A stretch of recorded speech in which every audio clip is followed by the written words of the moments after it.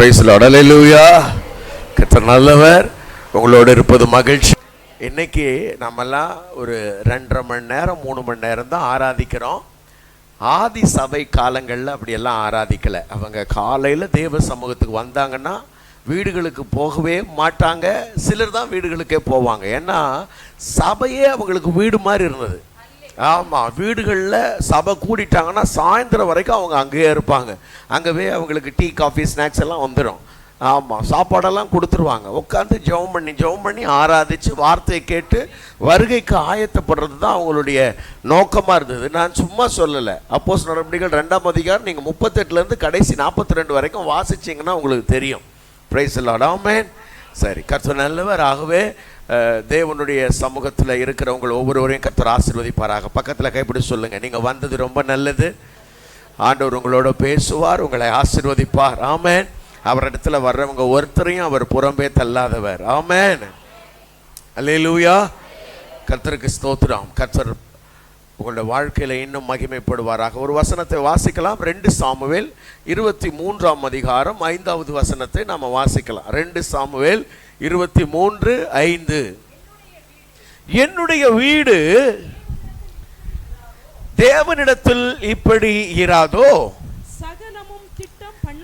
சகலமும் திட்டம் பண்ணப்பட்டிருக்கிற நிச்சயமான நித்திய உடன்படிக்கையை என்னுடன் அவர் செய்திருக்கிறார்.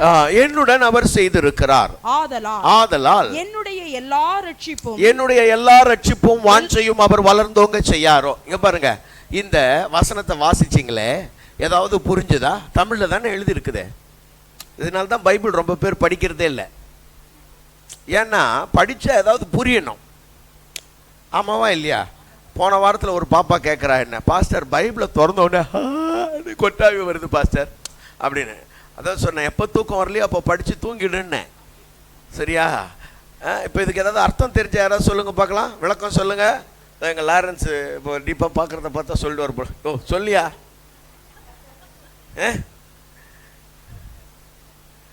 ஏதாவது புரியுதா? அந்த வசனத்தோட அர்த்தம் ஏதாவது புரியுதா? என்னுடைய வீடு தேவனிடத்தில் இப்படி இராதோ அப்படின்றாரு. இது என்ன கேள்வியா பதிலா? அதுவும் தெரியல. சகலமும் திட்டம் பண்ணப்பட்டிருக்கிற நிச்சயமான உடன்படிக்கை, நித்திய உடன்படிக்கை அவர் என்னுடன் செய்திருக்கிறார். சரி, அதனால என்ன? இப்ப என்னுடைய எல்லா வாஞ்சையும் ரட்சிப்பும் வளர்ந்தவங்க செய்யாரோ அப்படின்றார். இதுவும் என்ன? அது பாருங்க, தமிழ்ல அவ்வளவா நமக்கு ஒன்றும் அர்த்தம் தமிழ்லயே புரியலன்னா வேற எந்த மொழியில வாச்சா நமக்கு புரிய போகுது? யோசிச்சு பாருங்க. சரி, அதெல்லாம் அர்த்தம்லாம் அப்புறம் புரியட்டேன். நான் கொஞ்சம் முயற்சி பண்ணுறேன் உங்களுக்கு புரிய வைக்கிறதுக்கு. இந்த வசனம் எப்போ எழுதுனதுன்னா, தாவீது மரணப்படுக்கையில் எழுதினது. தாவீது எப்போ எழுதினது?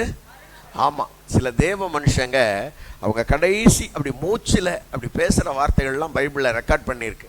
யாக்கோபு பாருங்க, அவரோட அப்படி மரணப்படுக்கையில் தம் 12 பிள்ளைகளை அழைச்சி அவங்களை ஆசீர்வதிச்சது ஆதியாகமத்தில் இருக்குது இல்லையா? ஆமாம். அதே போல் மோசே, அவர் கர்த்தர் எடுத்துக்கொள்ள போறாரு. அந்த நேரத்தில் 12 கோத்திரத்தையும் ஆசீர்வதிச்சு பேசினது அங்கே எழுதப்பட்டிருக்கிறது. அதே போல் இங்கே தாவீதினுடைய கடைசி வார்த்தைகள் நீங்கள் அங்கே மேலே பார்க்கலாம். அந்த அதிகாரம் தொடங்கும் பொழுது தாவீதின் கடைசி வார்த்தைகள், இயேசு கிறிஸ்துவோட கடைசி வார்த்தைகள் 7 வார்த்தை. குட் ஃப்ரைடே அன்னைக்கு நீங்கள் தியானிப்பீங்க, அப்படி தானே? ஆமாவா இல்லையா? ஆமாம், சிலர் 7 வார்த்தைகளை தியானிப்பீங்க, அப்படி தூங்கி வழிவீங்க பாருங்க.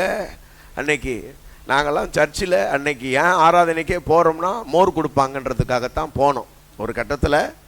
ஆமாம், நீங்கள் எதாவது கொடுப்பீங்களா குட் ஃப்ரைடே அன்னைக்கு? கூல்ட்ரிங்க்ஸா? நான் அடுத்த வருஷம் நான் வரேன் சிஸ்டர். ஆமாம், அதுக்காகத்தான் சர்ச்சுக்கு நாங்கள் போனோம் ஒரு காலத்தில். வெறும் கூல்ட்ரிங்க்ஸ் மோர் ஏதாவது கொடுப்பாங்கன்றதுக்காக போனோம்.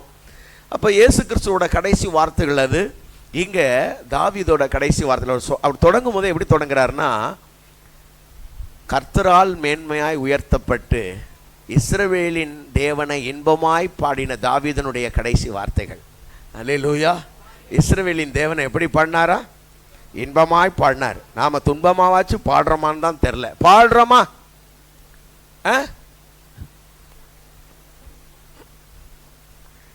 சிலர்லாம் பாடுறத பார்க்கணுமே, அப்படி கண்கொள்ளா காட்சியா இருக்கும். அப்படி யாரைத்தான் தூத்தி திரியிறானே தெரியல, அப்படி தூக்கி விட்டுருவா. அப்படி நான் இங்கே சொல்லலை, நான் அங்கே சொல்கிறேன். நீங்கள் வேறு பிள்ளைங்க எப்படி சிரிக்க கூடாது. முடியும் நல்ல கர்த்தரை இன்பமா பாடணும். ஆமென். எங்க ஆண்கள் வேற ரகம். அவங்க பாடவே மாட்டான். நீங்க அப்படியே எடுத்துட்டு போய் தூக்கி அம்பத்தூர் முனையில சிலையாவே வச்சிடலாம். சில ஆள்லாம் அப்படியே இருப்பான். ஏப்பா உங்களை சொல்லலை, நீங்களாம் நல்லா தான் பாடுறீங்க. சிலர் கையெல்லாம் தட்ட மாட்டான். அப்படியே என்னவோ என்ன ஏண்டா எங்க கூட்டு வந்து விட்டீங்க, வரக்கூடாத இடத்துக்கு வந்துட்டோம் போலையே அப்படின்ற மாதிரியே இருப்பான் நம்ம ஆளு. சிலர் பாருங்க, அவன் உள்ளத்துல இருக்கிற நன்றி உணர்வு. ஆடுகளுக்கு பின்னாடி அலைஞ்சிக்கிட்டு இருந்தேன், குடும்பமே நான் ஒதுக்கி தள்ளிருச்சு, ஆண்டவர் என்னை தெரிஞ்செடுத்து ஆடுகளுக்கு பின்னாடி அலைஞ்ச என்ன ஒரு பெரிய ராஜாவா மேன்மையாய் உயர்த்தப்பட்டு. ஆமென். இந்த உலகத்துல எந்த மனுஷன் அப்படி மேன்மைப்படுத்துற தேவன் நம்முடைய தேவன். நம்புறீங்களா? பக்கத்துல கைப்பிடி சொல்லுங்க. அவரால் யாரையும் மேன்மைப்படுத்த முடியும். உங்க வாழ்க்கையை அவரால் கனப்படுத்த முடியும். நம்புறீங்களா? அதை வசனம் அப்படி சொல்லுதில்ல, எளியவனை குப்பையிலிருந்து எடுத்து அவனை பிரபுக்களோட உட்கார வைக்கிற தெய்வம் நம்முடைய தெய்வம். ஆமென். அப்ப இன்றைக்கு நாம எந்த நிலையில இருக்கிறோன்றது அவசியம் இல்லை. ஆண்டவருடைய கிருபையும் தயவும் நம்மளை உயரத்துக்கு கொண்டு போக வல்லமை உள்ளது. ஆமென். அப்படி மேன்மையா உயர்த்தப்பட்டு அதை அவன் நன்றியா நிறைய இடங்கள்ல பாடி இருக்கிறார். அந்த தாவீது இப்படி சொல்றார். என்ன சொல்றாரு? என்னுடைய வீடு தேவனிடத்தில் இப்படி இராதோ. அதாவது அதுக்கு என்ன அர்த்தம்னா,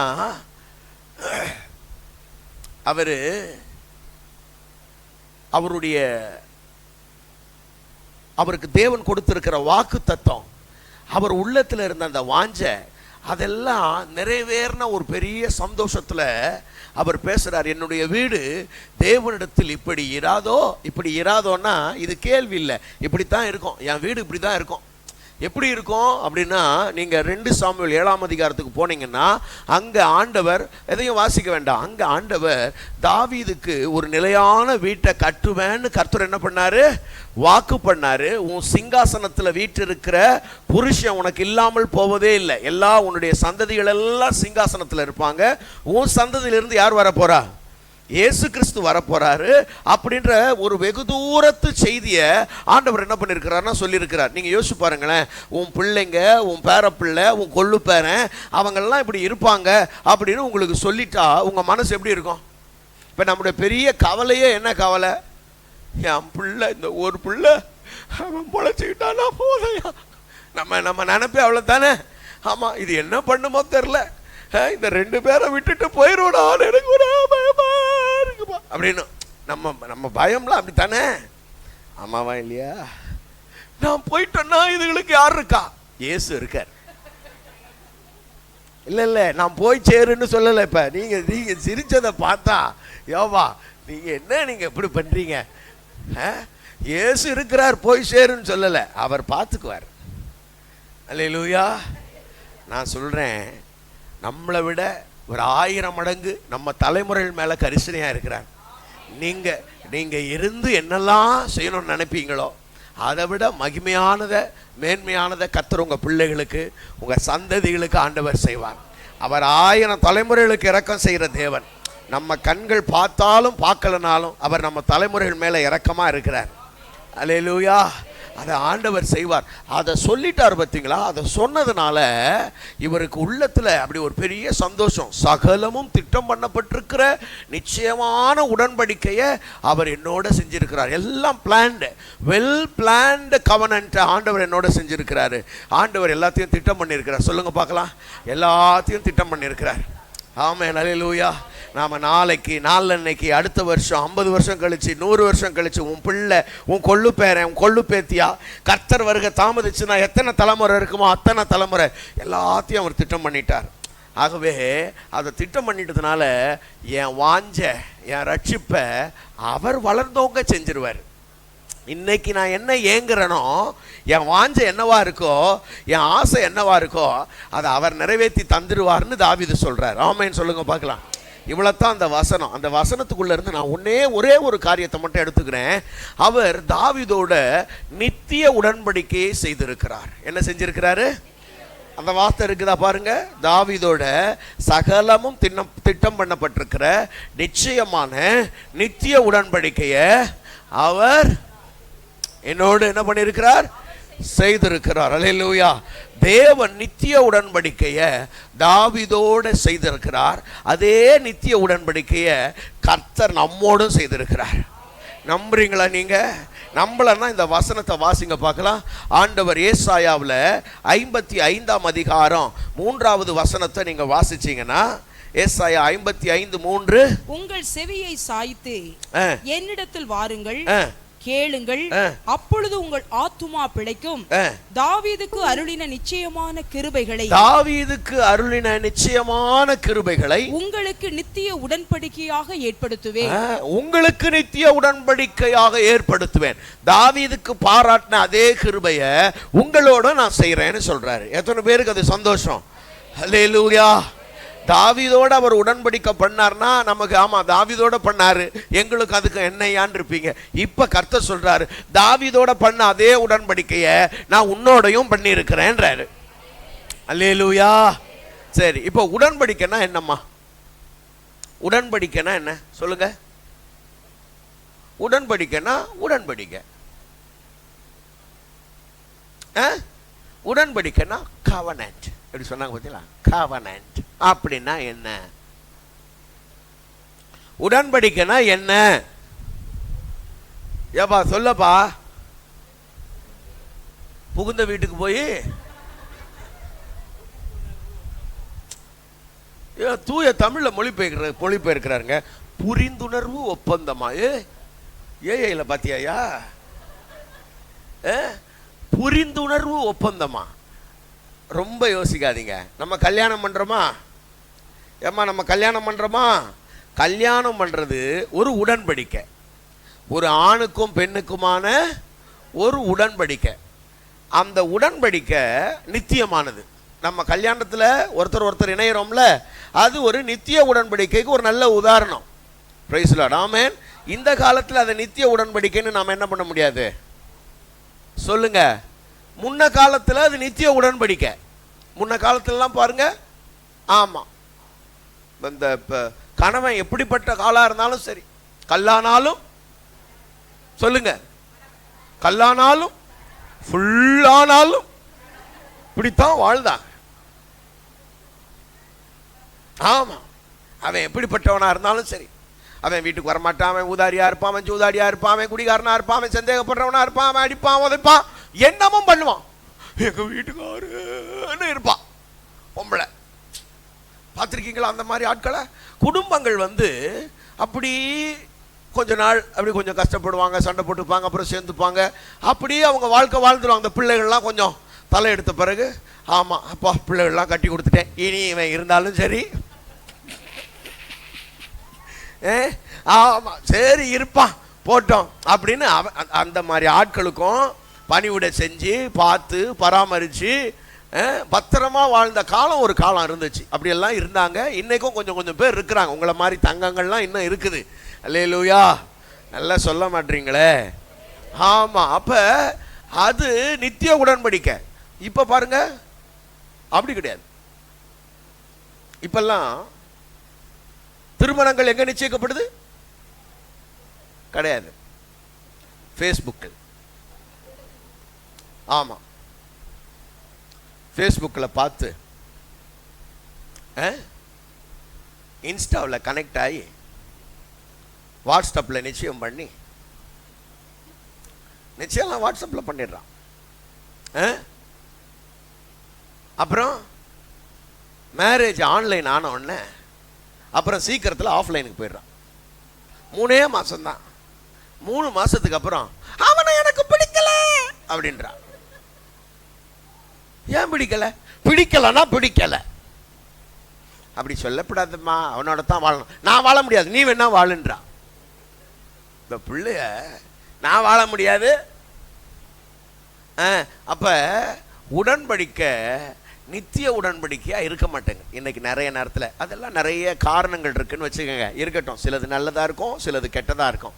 இப்ப தேவன் நம்மளோட ஒரு உடன்படிக்கை பண்ணியிருக்காரு.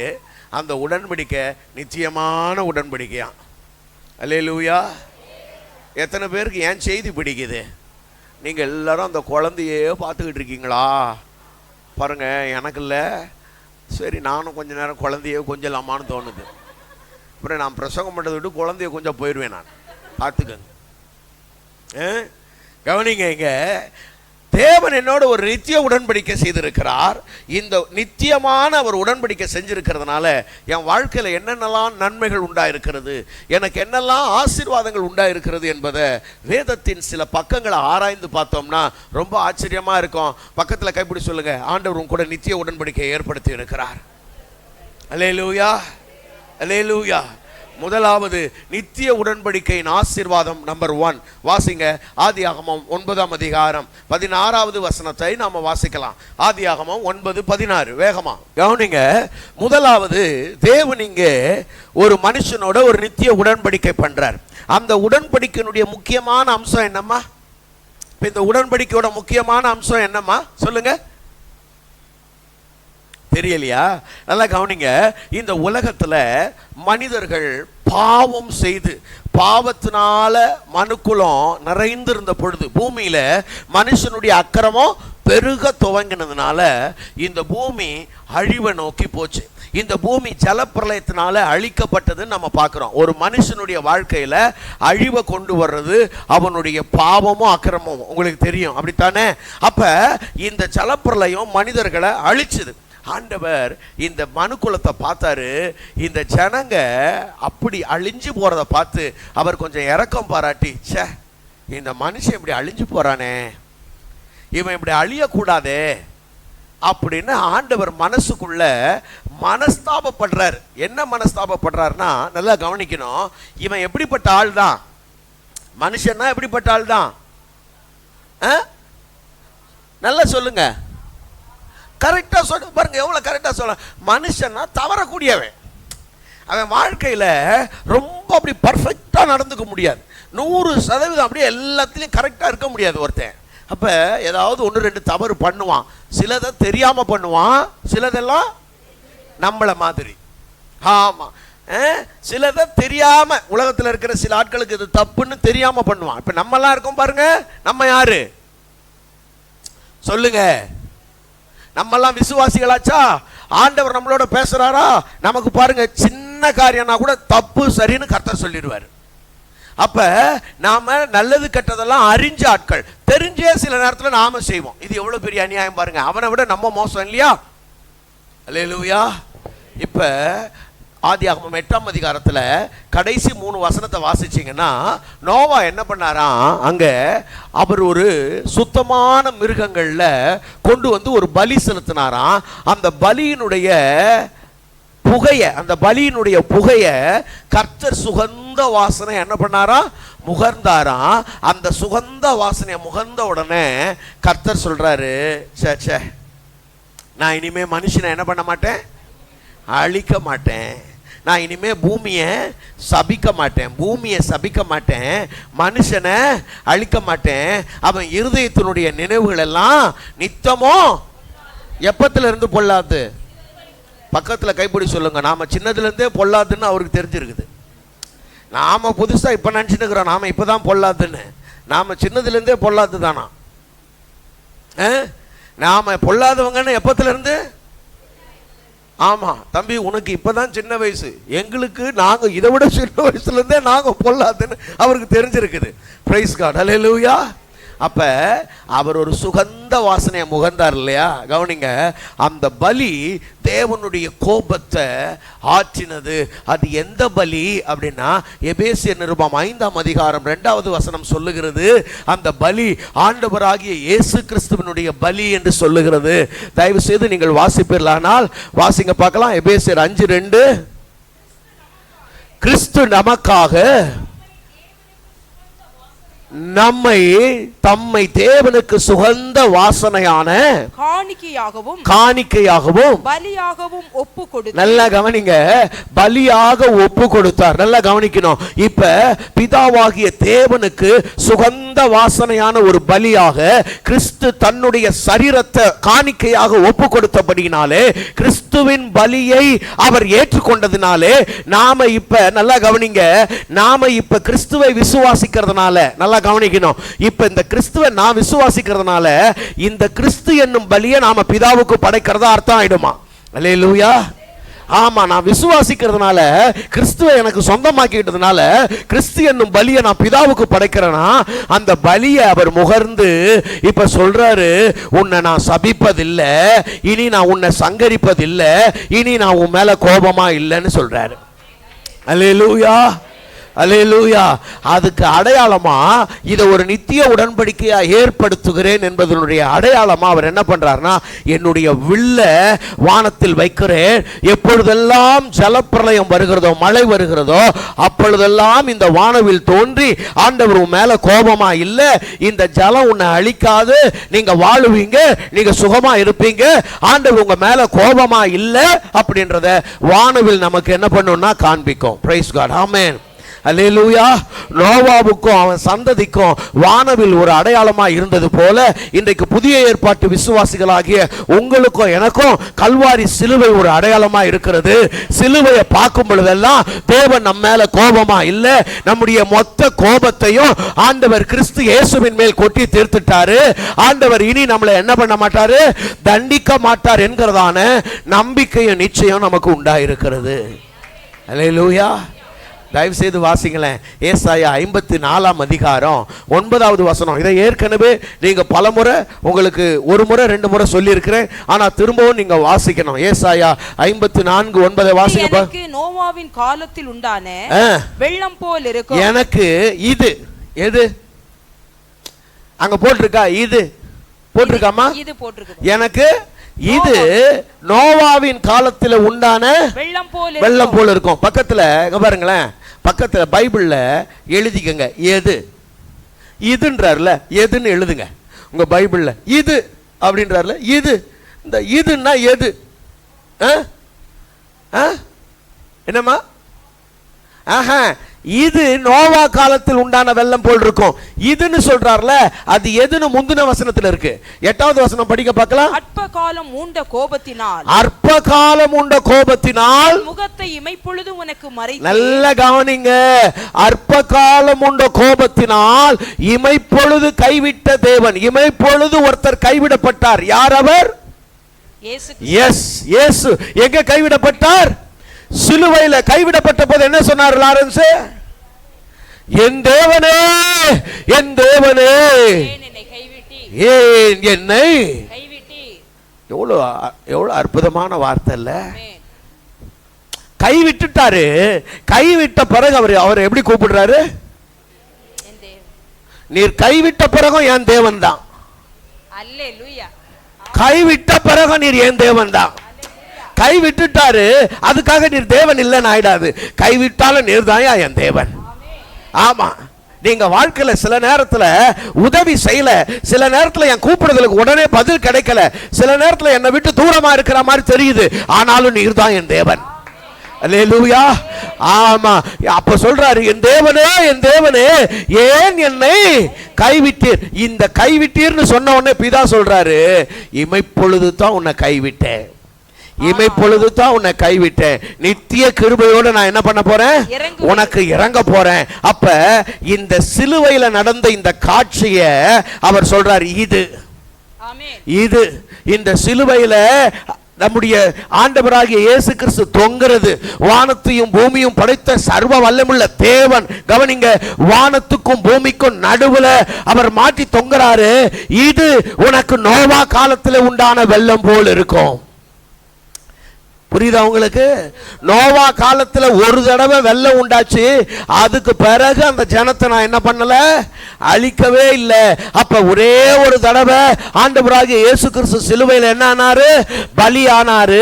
இப்ப அவர் பலியானதுனால தேவனுடைய முழு கோபமும் அவர் மேல் கொட்டப்பட்டதினால அவருக்குள் இருக்கிற, நல்லா கவனிங்க, அவருக்குள் இருக்கிற நம்ம யார் மேலையும் கர்த்தர் இனிமே கோபப்பட போறதில்லை. அல்லேலூயா. இனி உன் மேல நான் என்ன பண்ண மாட்டேன், கோபம் கொள்ள மாட்டேன். எத்தனை பேர் அவருக்குள் இருக்கிறீங்க? பக்கத்துல கைப்பிடிச்சு கேளுங்க, நீங்க கிறிஸ்துவுக்குள் இருக்கிறீங்களா? கிறிஸ்துவோடு இருக்கீங்களா? கிறிஸ்துவோட இருந்தீங்கன்னா, கிறிஸ்துவுக்குள் இருந்தீங்கன்னா, நீங்க இனி ஆண்டவர் உங்க மேல கோபமா இல்லை. அந்த வசனத்தை படிங்க, 54:9 திரும்பவும் படிங்க பார்க்கலாம். இது எனக்கு நோவாவின் காலத்தில் உண்டான வெள்ளம் போல் இருக்கும். நோவாவின் காலத்தில் உண்டான வெள்ளம் இனி பூமியின் மேல் புரண்டு வருவதில்லை என்று நான் ஆணையிட்டது போல உன்மேல் நான் கோபம் கொள்வது இல்லை என்றும். என்னங்க? உன்மேல் நான் கோபம் கொள்வது இல்லை என்றும் உன்னை கடிந்து கொள்வது இல்லை என்றும் ஆணையிட்டேன். சொல்லுங்க. ஆணையிட்டு இருக்கிறார். அவர் சத்தியம் பண்ணி இருக்கிறாரு, உன் மேல நான் கோபப்பட மாட்டேன்னு, உன்னை நான் கடிந்து கொள்ள மாட்டேன்னு ஆணையிட்டு இருக்கிறாரு. எத்தனை பேர் அதை விசுவாசிக்கிறீங்க? ஆண்டவர் என் மேல கோபப்பட மாட்டாரு, என்னை அவர் கடிந்து கொள்ளவே மாட்டாரு, என்னை அவர் பூரணமா மன்னித்து இருக்கிறார். நம்ம வழிகளில் எத்தனையோ தவறுகள் இருக்குது. நல்லா கவனிங்க. நாம பூரணர்கள் இல்லை, நாம நிறைவானவர்கள் இல்லை. நாம காலையில் எழுந்ததுலேருந்து மாலை தூங்க போறதுக்கு முன்னாடி நம்முடைய எண்ணங்களில் எத்தனையோ தவறான எண்ணங்கள் வருது. கோபப்படுறோம், உதாசீனப்படுத்துறோம், பொறாமை உள்ளவர்களா இருக்கிறோம், பகைமைகளையும் வன்மங்களையும் உள்ள வச்சிருக்கிறோம். எத்தனையோ இச்சையான காரியங்கள் நமக்குள்ள வந்துட்டு போகுது. இவ்வளவு பாவத்துக்கும் தக்கதாக தேவன் நம்மளை தண்டிக்கணும்னு நினைச்சா நம்ம யாருமே இந்த பூமியில வாழ முடியாது. ஆண்டவர் நம்முடைய எல்லா அக்கிரமத்தையும் அவர் மன்னித்து இருக்கிறார். இனி நான் உன்னை தண்டிக்கவே மாட்டேன், இனி உன் மேல கோபப்படவே மாட்டேன்னு கர்த்தர் வாக்கு பண்ணி இருக்கிறார். விசுவாசிச்சீங்கன்னா நீங்க ஆமென் சொல்லலாம். விசுவாசிச்சீங்கன்னா கரங்களை தட்டி ஆண்டவருக்கு நன்றி சொல்லலாம். ஆண்டவரே, என்னை தண்டிக்காத இந்த உடன்படிக்கைக்காக நன்றி. இனி நான் உன்னை தண்டிக்க போறதில்ல, இனி நான் உன்னை எந்த விதமான கோபமும் பட போறதில்லைன்னு கர்த்தர் சொன்னதுக்காக நன்றி. அல்லேலூயா. நல்லா கவனிங்க. என்னை அவர் தண்டிக்காம இருக்கிறாரே, நான் என்ன பண்ணணும்? என்னை அவர் தண்டிக்கல, அதுக்காக நான் என் மனம் போல வாழ முடியுமா? என்னை அவர் தண்டிக்கலைங்க, அதுக்காக நான் மனம் போன போக்கில் என்ன பண்ண முடியாது? போக முடியாது. விபச்சாரத்தில் கையும் மெய்யுமா பிடிப்பட்ட ஒரு ஸ்திரியை இயேசு கிறிஸ்துக்கு முன்னாடி கொண்டு வந்து நிறுத்துறாங்க. நிறுத்திட்டு அவன் சொல்றான், இந்த ஸ்திரீயை நாங்கள் எங்க பிடிச்சோம்? நல்லா சொல்றீங்கம்மா, சொல்லுங்கம்மா. அந்த அம்மாவோட இடத்த நிரப்புறீங்க நீங்க. வாங்க, உங்களை இவ்வளவு நாளா பார்க்காததே என்னுடைய துர்பாக்கியம். வாரம் வாரம் வந்துருங்கம்மா. சொல்லுங்க. கையும் களவுமா பிடிக்கிறதுனா என்னம்மா அர்த்தம்? டைரக்டா பிடிச்சா யார் யாரெல்லாம் இருந்திருக்கணும்? அப்ப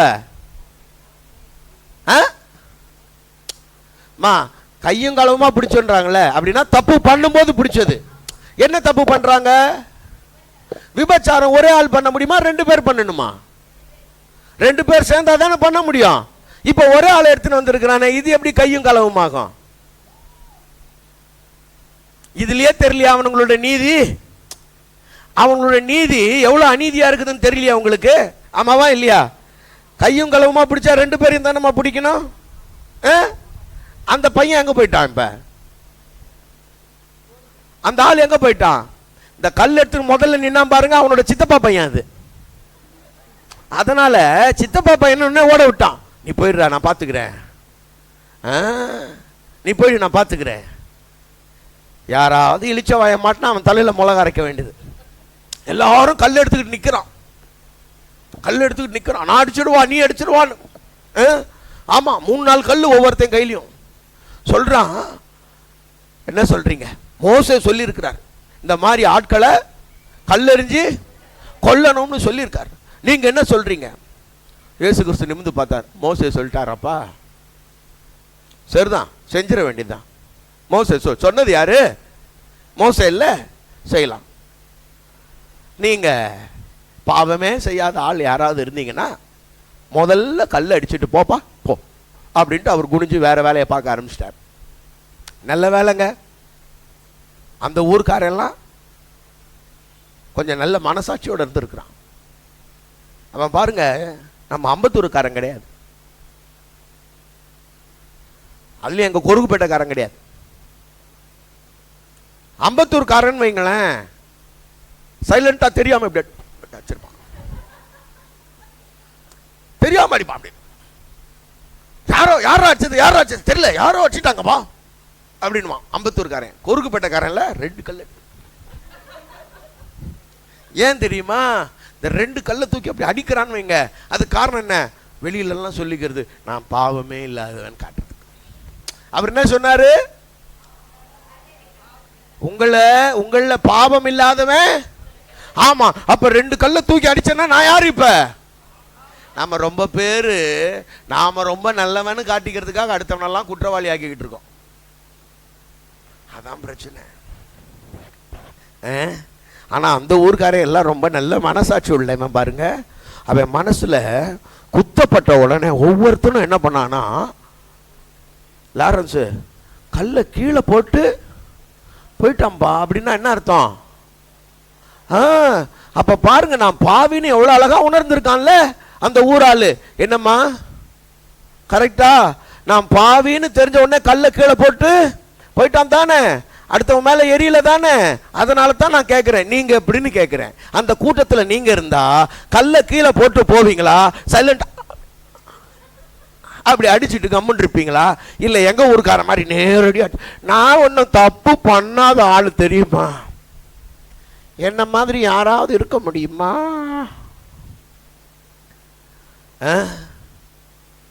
நீங்க கொருக்குப்பேட்டையா அம்பத்தூரான்னு யோசிங்க. அது ரெண்டுமே இல்லைன்னா, ஒரு தேவனுடைய பிள்ளைனா உள்ளத்துல உணர்வு இருந்துச்சுன்னா, குத்தப்பட்டு அடுத்தவனை நியாயந்திருக்கிறதுக்கு நான் தகுதியானவன் இல்லை, ஆண்டோடைய இரக்கத்தை பெற நான் காத்திருக்கிறேன், நான் குறைவுள்ளவன், நான் தவறுகள் உள்ளவன், யாரையும் நியாயம் தீர்க்கிறதுக்கு நான் ஆள் இல்லைன்னு நமக்கு தோணும். Praise God. ஆமென். இயேசு கிறிஸ்து நிமிந்து பார்க்குறாரு, கல்லை கீழே போட்டு எல்லாரும் போயிட்டான். நிமிந்து பார்த்த உடனே அந்த பெண் கூனி குறுகி நிற்கிறா. ஏன்னா கல் எடுத்து இவர் அடிப்பார் போல இருக்குன்னு அவன் நினச்சிக்கிட்டு இருக்கிறார்.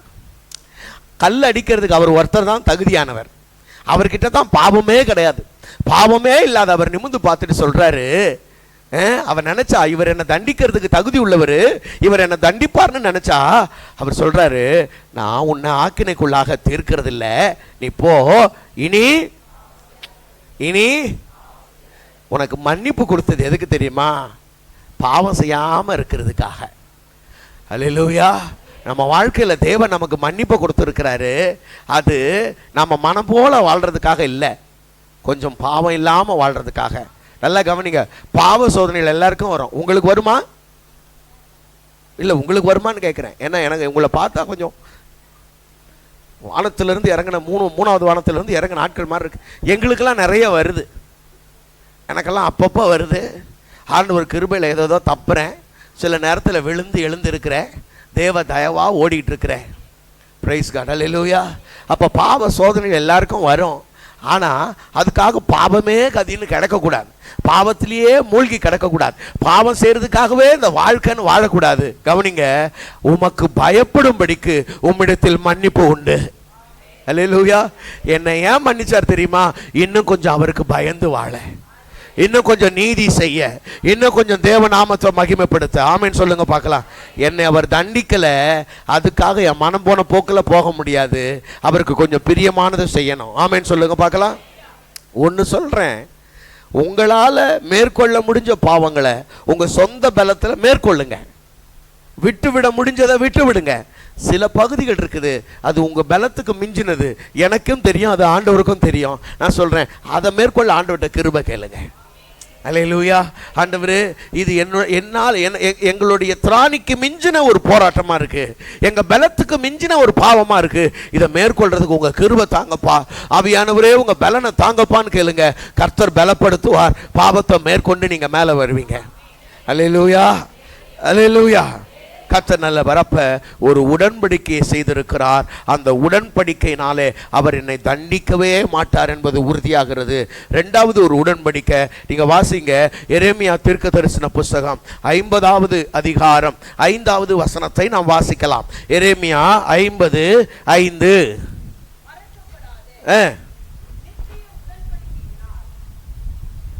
நாம் கர்த்தரை சேர்ந்து கொள்ளுவோம் வாருங்கள் என்று சீயோனுக்கு நேராய் முகங்களை திருப்பி சீயோனுக்கு போகிற வழி எதுவென்று கேட்டு விசாரிப்பார்கள். ஓகே, நல்லா கவனிங்க. மறக்கப்படாத நித்திய உடன்படிக்கையை அவர் என் கூட செஞ்சிருக்கிறார். எத்தனை பேர் எரேமியா புக் முழுசா படிச்சிருக்கீங்கம்மா? Very good. குட், நல்ல பிள்ளைங்கம்மா நீங்களா. ஆண்டவர் உங்களை ஆசீர்வதிப்பார். இந்த எரேமியா தீர்க்கதரிசன புஸ்தகத்தோட செய்தி என்ன தெரியுமா? இந்த ஜனங்க சிறையிருப்புக்கு போக போறாங்க. ஆண்டவரை விட்டு விலகினதுனால, நிறைய விக்கிரக ஆராதனை அவங்க வாழ்க்கைக்குள்ள வந்துட்டதுனால இந்த தேசத்தை ஆண்டவர் பாபிலோன் தேசத்துக்கு சிறையா ஒப்பு கொடுக்க போறார். ஆனா அதே நேரத்துல இவங்களுக்கு நம்பிக்கை ஊட்டக்கூடிய ஒரு செய்தியும் சொல்றாரு. என்ன தெரியுமா? இன்னைக்கு நீ சிறையிருப்புக்கு போறதுனால உன்னை ஆண்டவர் மறந்துட்டாருன்னு நினைச்சிடாத, உன்னை முற்றிலுமா தள்ளிட்டாருன்னு நினைச்சிடாத.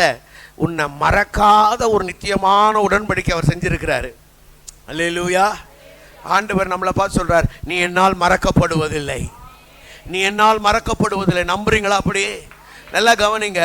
மறக்காத ஒரு உடன்படிக்கை செஞ்சிருக்கிறதுனால இந்த ஜனங்க சொல்றாங்களாம், நாம் நம்முடைய தேவனிடத்தில் திரும்பும்படிக்கு சீயோனுக்கு போவோம் வாருங்கள். ஆண்டவர் நம்மளை என்ன பண்ண மாட்டாரு? மறக்க மாட்டாரு, நம்மளை என்றென்றைக்கும் தள்ளிட மாட்டார். நல்லா கவனிங்க. முதல்ல தண்டிக்காத ஒரு உடன்படிக்கை, ரெண்டாவது தள்ளிவிடாத ஒரு உடன்படிக்கை. Praise God. ஆமென். சொல்லுங்க எல்லாரும், தள்ளிவிடாத உடன்படிக்கை. ஆமா, பாருங்களேன், பழைய ஏற்பாட்டு காலத்துல மனிதர்கள், மோசே என்ன பண்றாருன்னா, இந்த விவாகரத்து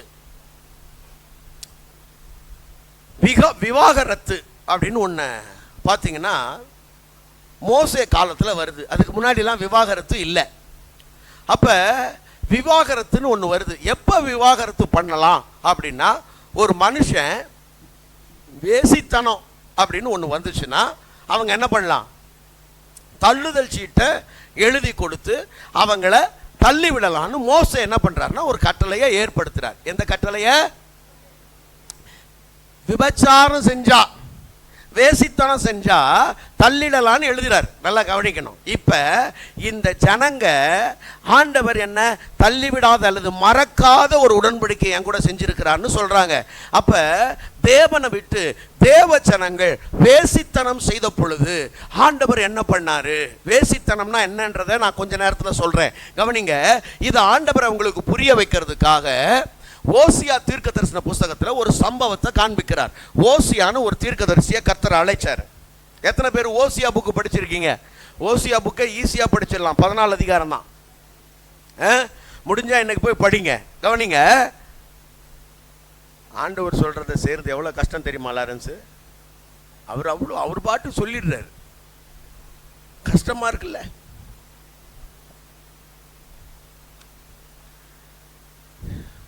ஒரு இப்படி சொல்றேன், இந்த ஓசியா தீர்க்கதரிசன புஸ்தகத்தில் இருக்கிற அந்த ஸ்திரீயை பற்றி 2 ஐடியாலஜி இருக்கு. 2 விதமா சொல்லுவாங்க. ஒன்று, அந்த அம்மா திருமணத்துக்கு முன்னாடி சோரஸ்திரியா இருந்தவங்க, சோரஸ்திரியா முன்னாடி இருந்தவங்க, அதுக்கு பிறகும் மறுபடியும் தப்பு பண்றவங்க.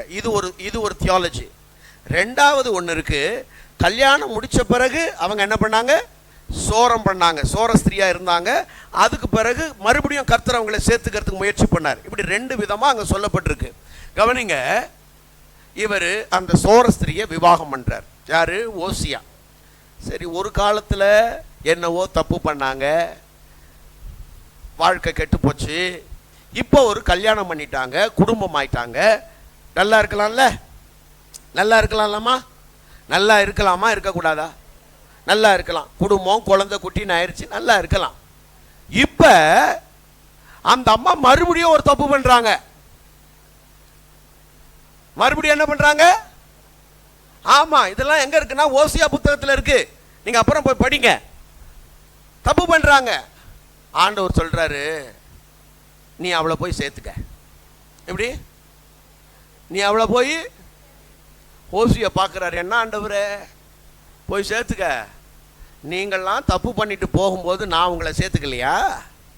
ஆண்டவர் எப்படி கேட்டார் பாருங்க. நீங்க தப்பு பண்ணிட்டு போகும் பொழுது, நல்லா கவனிக்கணும், தப்பு பண்ணிட்டு போகும் பொழுதுனா ஆண்டவர் சொல்றாரு, இப்ப பாருங்களேன், இப்ப நம்மள இந்த சோரஸ்திரிக்கு சமமா ட்ரீட் பண்றாரு. எப்படி ஆண்டவரை விட்டு தூரமா போறது எப்படி விபச்சார பாவத்துக்கு ஒப்பா இருக்குதுன்னு நாம கொஞ்சம் தெரிஞ்சுக்கணும். கரெக்டா? தெரிஞ்சுக்கணும். நீங்க வாசிங்க பைபிள்ல யாக்கோபு 4:4 வாசிங்களேன். யாக்கோபு 4:4 சீக்கிரமா வாசிங்க. என்னம்மா, யாரம்மா இப்படி? என்னம்மா அந்த மாதிரிலாம் சொல்லலாமாம்மா? ஒரு பாஸ்டர் இல்லையா? நான் கரெக்டா தான் சொல்றீங்க, படிங்க, தப்பு இல்லை. கவனிங்க, யாக்கோபு ஒரு சபையை பார்த்து, அங்க இருக்கிற முழு அந்த முழு கூட்டத்தை பார்த்து அவர் சொல்றாரு, விபச்சாரரே. இந்த வார்த்தைய சொல்லும் போதே நமக்கு ரொம்ப அப்படி கடினமா இருக்குல்ல. என்னங்க இப்படி சொல்லிட்டாரு, என்ன இப்படி சொல்லிட்டாரு, நாங்க என்ன அப்படி தப்பான ஆட்களா அப்படின்னு மனசுக்குள்ள தோணுது. அவர் என்ன சொல்ல வர்றாருன்னா, விபச்சாரரே, விபச்சாரிகளே, உலக சிநேகம் தேவனுக்கு விரோதமான பகை என்று அறியீர்களா? அப்படின்னா நல்லா கவனிச்சிங்க, இதான் ரொம்ப முக்கியமானது. இதை புரிஞ்சுக்கிட்டீங்கன்னா உங்களுக்கு இந்த வசனம் புரிஞ்சிடும். ஆண்டவர் ஏன் இப்படி சொல்றாரு? ஆண்டவர் நம்மளுடைய நேசர், ஆண்டவர் நம்முடைய மனவாளன். ஆண்டவர் நம்மளை எப்படி விரும்புறாருன்னா, நல்லா கவனிங்க, நாம முழு ஆத்துமாவோட, முழு பலத்தோட, முழு இருதயத்தோட தேவனிடத்தில் அன்பு செலுத்தணும்னு கர்த்தர் நம்மிடத்தில் எதிர்பார்க்கிறார். அல்லேலூயா. முழு ஆத்துமாவோட.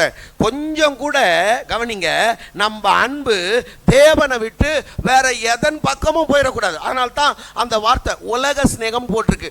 உலகம்னா மொத்தம் எது வேணா எடுத்துக்கலாம். அதுக்குள்ள உறவு, பணம், வேலை, பதவி, என்னென்ன வச்சுக்கங்க, 1008 லொட்டு லொசுக்கு அதில் போட்டுக்கங்க.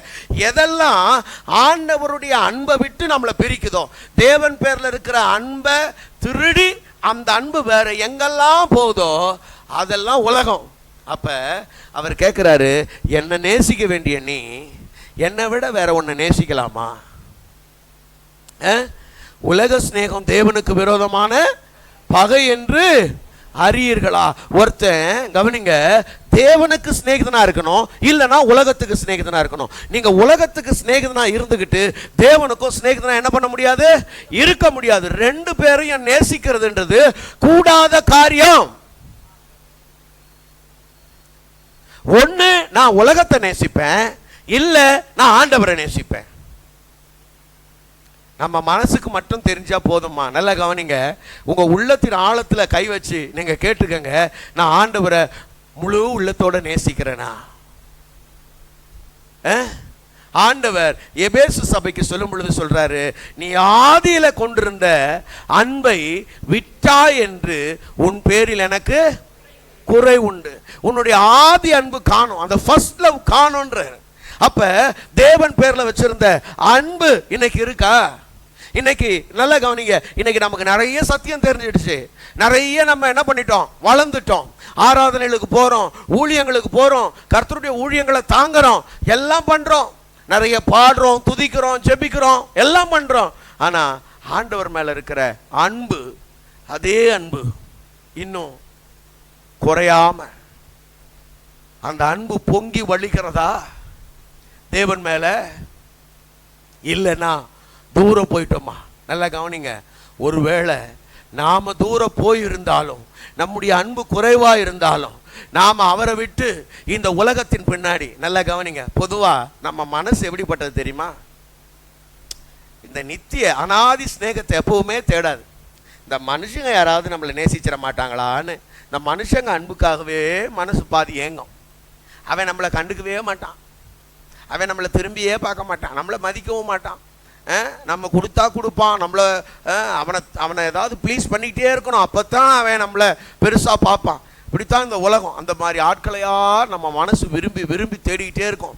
ஆனால் நம்மளை நித்தியமாக நேசிக்கிறவரை மறந்துடுவோம். கவனிங்க, அப்படிப்பட்ட நம்மளை தேடி தேடி வந்து இந்த ஓசியா புக்கில் சொல்கிறாரு, உன்னை நோக்கி என் கைகளை விரித்து இருக்கிறேன்.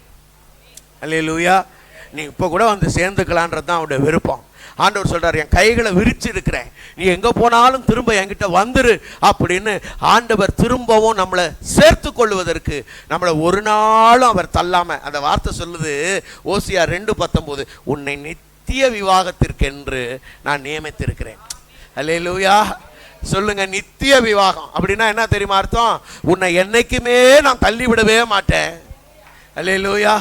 ஆமா, நாம எவ்வளவு பெரிய சோர ஸ்திரீகளா இருந்தாலும், நாம எவ்வளவுதான் உலகத்தை சிநேகிச்சு போனாலும், நம்மளை தள்ளிடாத நேசர் நம்மளோடவே இருக்கிறாரு. அல்லேலூயா, அல்லேலூயா. நம்மளை தள்ளாத நேசரை நல்லா கவனிங்க.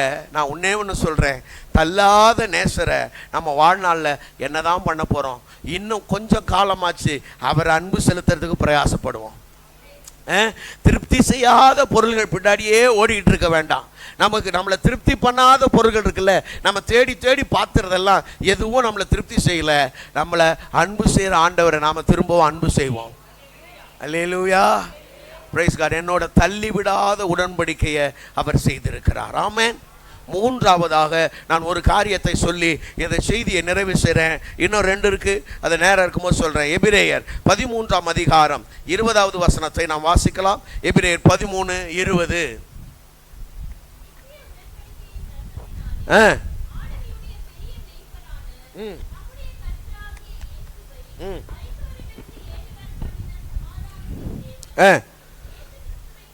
இயேசு கிறிஸ்துவை கொண்டு தமக்கு முன்பாக பிரியமானதை, நல்ல கவனிங்க, இயேசு கிறிஸ்துவை கொண்டு தமக்கு முன்பாக பிரியமானதை உங்களில் நடப்பித்து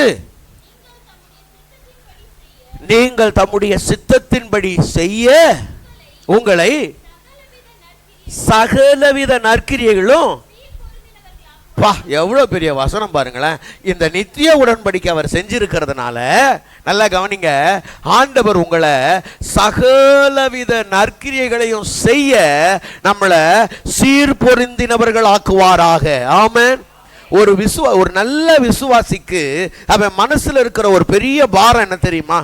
ஒரு நல்ல விசுவாசிக்கு, நீங்க நல்ல விசுவாசிங்க தான், ஆமென், அவனுக்கு பாரம் என்ன தெரியுமா இருக்கும்?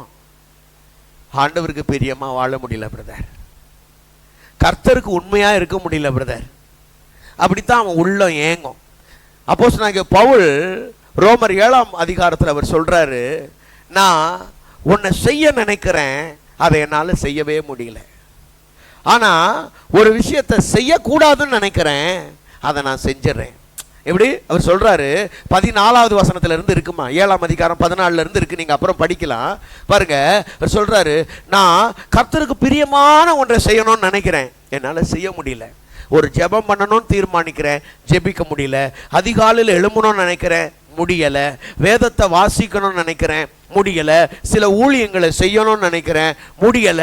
எத்தனையோ காரியங்களை அங்க சபையில் அறிவிக்கும் போது கூட, ஐயோ இதை நம்ம செய்யலையேன்னு பாரமா தான் இருக்குது, என்னால செய்ய முடியல. ஆனா இதை செய்யக்கூடாதுன்னு நினைக்கிறேன், செஞ்சிடறேன். வீட்டுக்கு போனா கோவப்படக்கூடாதுன்னு நினைக்கிறேன், நினைச்சதுதான் தாமதம், என்ன ஆயிடுது? கோபம் வந்துடுது. கூடுமான வரைக்கும் எல்லாரையும் அனுசரிக்கணும், அன்பா இருக்கணும் நினைக்கிறேன். ஆனா அதுக்கு பண்றத பார்த்தா உடனே திண்டு வருது, என்ன பண்றது? அனுசரிக்கவே முடியல. நான் நினைக்கிறேன் கொஞ்சம் விட்டு கொடுத்து தான் போனோம், கொஞ்சம் தாழ்ந்து தான் போனோம்னு நினைக்கிறேன், முடியவே மாட்டேங்குது. அப்ப செய்ய நினைக்கிறத செய்ய முடியல, செய்யாம இருக்கணும்னு நினைக்கிறத நாம செய்யறதுக்கான சூழ்நிலை வருது. எப்பத்தான் ஆண்டவருக்கு பிரியமா வாழ்றது, எப்பத்தான் அவர் சித்தம் செய்யறதுன்னா அவர் சொல்றாரு, அவர் அதுக்கு ஒரு உடன்படிக்கை கூட நித்தியமா பண்ணியிருக்கிறாரு. அந்த நித்திய உடன்படிக்கை அவர் பண்ணியிருக்கிறதுனால இயேசு கிறிஸ்துவை கொண்டு, அல்லேலூயா, இப்ப நமக்குள்ள வந்து வாசம் பண்ற இயேசு கிறிஸ்துவும் ஆவியானவரும் அந்த நற்கிரியைகளை செய்ய தேவன் நம்மளை என்ன பண்றாருன்னா பலப்படுத்துகிறார். ஆமென் சொல்லுங்க பார்க்கலாம். எது உன்னால செய்ய முடியாம இருந்ததோ அதை செய்யறதுக்கு அவர் உன்னை பலப்படுத்துறார். ஆமென் சொல்லுங்க. உங்களுக்கு தெரியுமா, நீங்க ஆண்டவருக்கு உங்களை ஒப்பு கொடுத்து பாருங்க. அந்த ஒப்பு கொடுத்தலினாலே உங்க வாழ்க்கையில எதெல்லாம் உங்களால செய்ய முடியாதுன்னு நீங்க நினைப்பீங்களோ அதையெல்லாம் செய்வதற்கான பலன் உங்க வாழ்க்கையில ஆட்டோமேட்டிக்கா உண்டாகும். அல்லேலூயா. பாருங்க, எனக்கு சின்ன வயசுல நாம ரோசக்காரனா இருக்கணும்டா அப்படின்னு வீட்டில் பெரியவங்களாம் பேசிப்பாங்களா, அப்பா அம்மா அத்தை. ஆமாம், அந்த ரோசமாக இருக்கணும்னு சொல்லி கேள்விப்பட்டிருக்கிறோம். இந்த ரோசம்னா எப்படி தெரியுமா லாரன்ஸு? ஏதாவது ஒரு முறை ஒருத்தர்கிட்ட சண்டை போட்டோம்னா செத்தா கூட அவன் மூஞ்சில முழிக்கக்கூடாது. எப்படி செத்தாத்தான் அங்கே முழிக்க மாட்டோம்ல. ஆமாம், நான் பாருங்க இதெல்லாம் கேட்டதுனாலே என்னவோ தெரியல, எனக்கு யாராவது என்ன ஏதாவது ஒரு வார்த்தை சொல்லிட்டா, அவன் நேரா கூட சொல்லியிருக்க மாட்டான், சொன்னான்னு சொல்லிட்டாலே அவன் மேல எனக்கு கோவம் வந்துடும். ஆமா பேச மாட்டேன் நான், அவன்கிட்ட நான் பேசுறதா, ஆமா. அப்படி ஒரு இருதயத்தில் ஒரு வைராக்கியம், ஒரு கோபம். அப்புறம் வளர வளர ஆண்டவருடைய வசனத்தை கேட்டோம், சத்தியத்தை கேட்க கேட்க ஆண்டவர் சொல்றாரு, பரிசுத்த ஆவியினாலே தேவனுடைய அன்பு உங்க உள்ளங்களில் ஊற்றப்பட்டிருக்குது. சகல விதமான கசப்பு, வைராக்கியம், பகை இதெல்லாம் ஆவியானவருக்கு விரோதமானது, இதெல்லாம் பிசாசினுடையது அப்படின்னு சொல்லும் பொழுது, ஐயோ இதெல்லாம் நம்ம கிட்ட இருக்குதே, அதெல்லாம் விட்டுறணும்னு சொல்லி விட்டுடணும்னு ஜெபம் பண்ணா நம்ம கிட்ட சண்டை போட்டான் பாருங்க, அவன் எதிர்க்க வர்றான். பேசக்கூடாது, ரோசமா இருக்கணும்ல, பேசக்கூடாது அப்படின்னு தோணுது. அப்புறம் ஆண்டவர் ஒரு முறை உணர்த்துறார், ரைட்டா, அப்புறம் முகத்தை மட்டும் பார்க்குறான், சோத்திரம். அப்புறம் லைட்டாக சிரிச்சுக்கிறான். அதுக்கப்புறம் பேசுறது, அதுக்கப்புறம் திரும்பவும் திட்டினா அவன் திட்டிட்டு போறான், என்ன கிடக்குது, நல்லா இருக்கியாப்பா நீ, ஆண்டவர் நான் ஆசீர்வதிக்கிட்டோம். இப்போ நமக்கு என்ன ஆயிடுச்சு தெரியுமா, நீ தான் கூட கொஞ்சம் 10 வருஷம் வாழ்ந்துட்டு போயேன்டா, ஒன்றும் பிரச்சனை இல்லை, உங்ககிட்ட பேசாமல் இருந்து நான் ஒன்றும் இப்போ வாரிக்க போகிறதே இல்லை அப்படின்ற லெவலுக்கு மாறிட்டோம். அல்லேலூயா. ஆமாம், சுபாவத்தை அவர் மாத்துறார். நம்ம சுபாவத்தை நம்மளால என்ன பண்ண முடியாது, மாற்ற முடியாது. அப்படி எத்தனையோ காரியங்கள் இருக்கு நமக்குள்ள. ஆவியானவர் உள்ள வந்து நம்மளை நற்கிரியர்களால என்ன பண்ணுவாரா, நிரப்புவார். அந்த வசனத்தை திரும்பவும் படிங்க, அந்த வசனத்தை திரும்ப வாசிங்க பார்க்கலாம். 13ஆம் அதிகாரம் 20வது வசனத்தை வாசிங்க. இயேசு கிறிஸ்துவை கொண்டு நமக்கு முன்பாக, நல்லா கவனிங்க, எல்லாரும் சொல்லுங்க, இந்த வசனத்தை எல்லாரும் சொல்லுங்க.